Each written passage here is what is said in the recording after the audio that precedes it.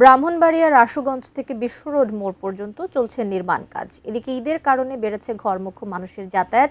এতে ঢাকা সিলেট মহাসড়কে যানজট ও ভোগান্তির আশঙ্কা দেখা দিয়েছে। এ বিষয়ে বিস্তারিত জানাতে ব্রাহ্মণবাড়িয়ার আশুগঞ্জ গোল চক্কর থেকে সরাসরি যুক্ত হচ্ছেন পূর্বাঞ্চলীয় ব্যুরো প্রধান পীযূষকান্তি আচার্য। পীযূষকান্তি আচার্য, জানতে চাই, সেখানে বলছিলাম নির্মাণ কাজ চলছে, পাশাপাশি ঈদে ঘরমুখো মানুষের একটা চাপ, সব মিলিয়ে কিন্তু একটা ভোগান্তির আশঙ্কা দেখা দিয়েছে। আপনি সরেজমিনে সেখান থেকে কি জানাতে পারেন আমাদের? ধন্যবাদ আপনাকে। আমি এখন আছি আশুগঞ্জ টোল প্লাজায়। একটি তথ্য দিয়ে রাখি যে আশুগঞ্জ ভৈরব যে ব্রিজ আছে, ব্রিজ পার হওয়ার পরে কিন্তু বৃহত্তর সিলেটের সুনামগঞ্জ, সিলেট, হবিগঞ্জ, মৌলভীবাজার সহ উত্তর পূর্বাঞ্চলের সকল যানবাহন কিন্তু এই দিক দিয়েই প্রবেশ করে।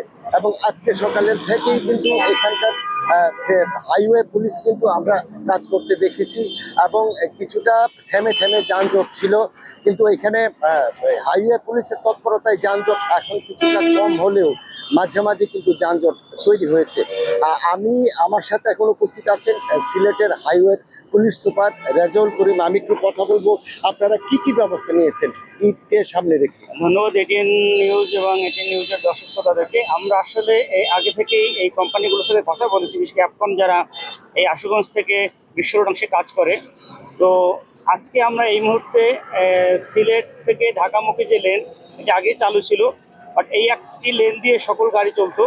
আজকে আমরা ঢাকা টু সিলেটের যে লেনটি আশুগঞ্জের অংশে, এটি আমরা চালু করে দিয়েছি। এখন থেকে আশা করছি এই অংশে আর যানজট হওয়ার সম্ভাবনা থাকবে না, এবং আগামী 3 দিনের মধ্যে আমরা বিশ্ব রোডের অংশে, যেখানে সিলেটের 4 জেলার যে গাড়ি যাবে, সেই গাড়িগুলোর জন্য বাম পাশের লেনটি আমরা খুলে দেব।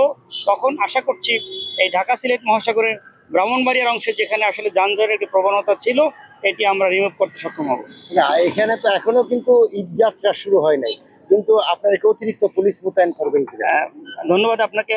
অবশ্যই আমরা ইতিমধ্যে 25 জন ফোর্স আমরা এই ব্রাহ্মণবাড়ির অংশে খাটিয়াতা থানায় মোতায়েন করেছি। ওনারা আগামীকালকে থেকে নিয়মিত দায়িত্ব পালন করবেন। তখন আমরা আশা করি এই অতিরিক্ত জনবল সহ আমরা সরাসরি থেকে এই ব্রাহ্মণবাড়ির অংশ যানজট মুক্ত রাখতে পারবো।